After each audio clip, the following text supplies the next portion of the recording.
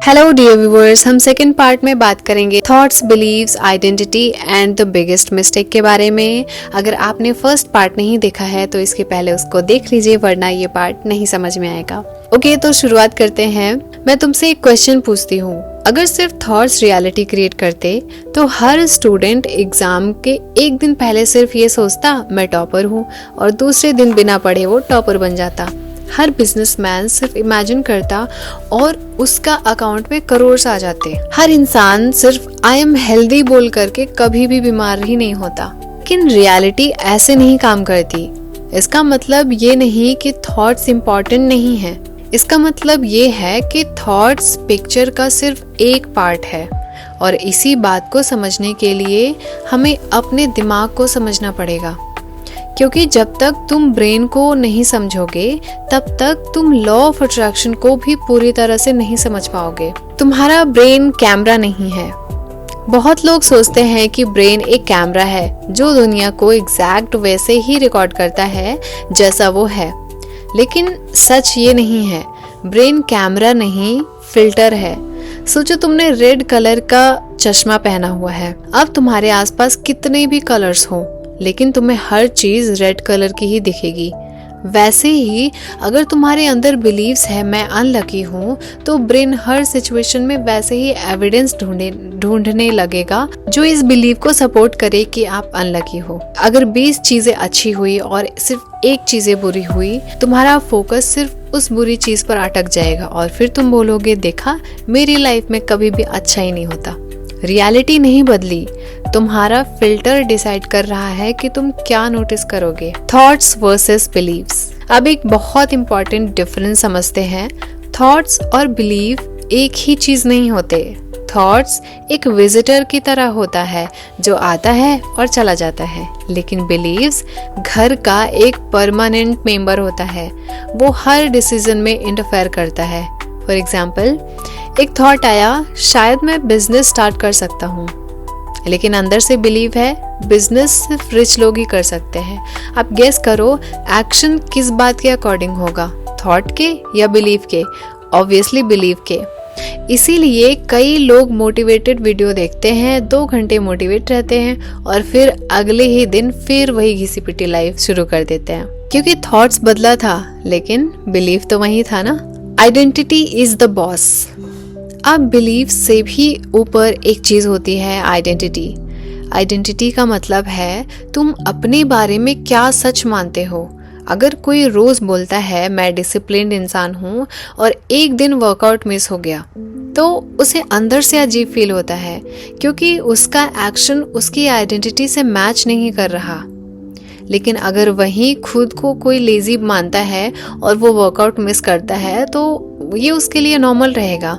अब समझे, हम सिर्फ हैबिट के हिसाब से एक्ट नहीं करते, हम अपनी आइडेंटिटी के हिसाब से एक्ट करते हैं। अब एक रियल स्टोरी से समझते हैं। मान लो 2 दोस्त हैं, राहुल और अमन। दोनों का ड्रीम है यूट्यूब चैनल ग्रो करना।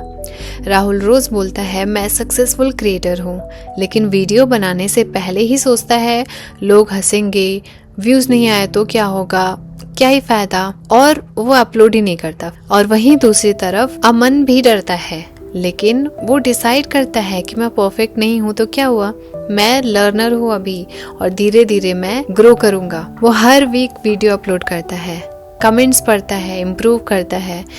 1 साल बाद राहुल के पास एफर्मेशंस ही है, लेकिन अब अमन के पास एक्सपीरियंस है और एक्सपीरियंस से कॉन्फिडेंस क्रिएट करता है। और जब आप कॉन्फिडेंट होते हो तो और इसी कॉन्फिडेंस को लोग बाद में बोलते हैं कि इसके पास पॉजिटिव एनर्जी है। यूनिवर्स या अपॉर्चुनिटी। अब एक इंटरेस्टिंग बात, कई लोग बोलते हैं यूनिवर्स ने मुझे साइन दिया। हो सकता है कुछ लोग अपने स्पिरिचुअल बिलीव्स के हिसाब से साइंस को अलग तरह से इंटरप्रेट करें, लेकिन प्रैक्टिकल लेवल पर भी एक चीज होती है। जब तुम किसी गोल पर जेन्युइनली फोकस करते हो तो तुम उससे जुड़ी अपॉर्चुनिटीज को पहले से ज्यादा नोटिस करने लगते हो। एग्जाम्पल, तुमने डिसाइड किया मुझे इंग्लिश इम्प्रूव करनी है। अचानक तुम्हें यूट्यूब चैनल्स दिखेंगे, बुक्स दिखेंगे, कोर्सेज दिखेंगे, लोग मिलेंगे जो इंग्लिश बोलते हैं। क्या ये सब पहले एग्जिस्ट नहीं करता था? करता था, बस तुम्हारा फोकस बदल गया और फोकस ने तुम्हारी अवेयरनेस बदल दी। ये भी एक पावरफुल प्रिंसिपल है। Biggest mistake. अब सुनो सबसे बड़ी मिस्टेक। लॉ ऑफ अट्रैक्शन को एक्शन का रिप्लेसमेंट बना देते हैं, जबकि उसे एक्शन का सपोर्ट बनाना चाहिए। एफर्मेशंस का पर्पस क्या है? माइंड को रिमाइंड करना। विजुअलाइजेशन का पर्पस क्या है? डायरेक्शन क्लियर करना। ग्रैटिट्यूड का पर्पस क्या है? अबंडेंस की फीलिंग डेवलप करना। लेकिन इन सब के बाद एक्शन तो तुम्हें ही लेना पड़ेगा। अगर तुम डॉक्टर बनना चाहते हो तो यूनिवर्स तुम्हारे लिए एग्जाम नहीं लिखेगा। अगर तुम बिजनेसमैन बनना चाहते हो तो यूनिवर्स तुम्हारी जगह क्लाइंट से बात नहीं करेगा। मैनिफेस्टेशन का मतलब रिस्पॉन्सिबिलिटी से भागना नहीं, रिस्पॉन्सिबिलिटी को पर्पस के साथ लेना है। Okay, now we'll understand the river example. Life एक रिवर की तरह है। तुम बोट में बैठे हो, तुम्हारे पास दो चीजें हैं, डायरेक्शन और एफर्ट। अगर डायरेक्शन ही गलत है तो मेहनत भी गलत जगह हो जाएगी। अगर डायरेक्शन सही है लेकिन तुम पैडल नहीं चला रहे तो बोट वहीं खड़ी रहेगी। सक्सेस के लिए डायरेक्शन भी चाहिए और मूवमेंट भी। इसी तरह माइंडसेट भी चाहिए और एक्शन भी। ये दोनों एक दूसरे के ऑपोजिट नहीं हैं, ये पार्टनर्स हैं। तो आज हमने क्या सीखा? थॉट्स इंपॉर्टेंट है लेकिन बिलीव्स उनसे भी पावरफुल हैं। बिलीव से भी पावरफुल आइडेंटिटी है और आइडेंटिटी तुम्हारे डेली एक्शंस को इन्फ्लुएंस करती है। फोकस अपॉर्चुनिटीज को देखने में मदद करता है और मैनिफेस्टेशन का मतलब एक्शन को रिप्लेस करना नहीं बल्कि उसे डायरेक्शन देना है। लेकिन अब सबसे बड़ा सवाल, अगर मेरी आइडेंटिटी ही प्रॉब्लम है तो मैं उसे बदलूं कैसे? क्या सबकॉन्शियस को हेल्दी तरीके से रीप्रोग्राम किया जा सकता है? क्या कोई डेली सिस्टम है जो प्रैक्टिकल भी हो और रियलिस्टिक भी? और कैसे एक नॉर्मल इंसान धीरे धीरे अपनी लाइफ की डायरेक्शन बदल सकता है? तो यही हम पार्ट 3 में स्टेप बाय स्टेप सीखेंगे। और यकीन मानो ये पूरी सीरीज का सबसे प्रैक्टिकल और लाइफ चेंजिंग पार्ट होने वाला है। आपने मेरी वीडियो यहाँ तक देखी तो आपके लिए lots of respect. Thanks for watching.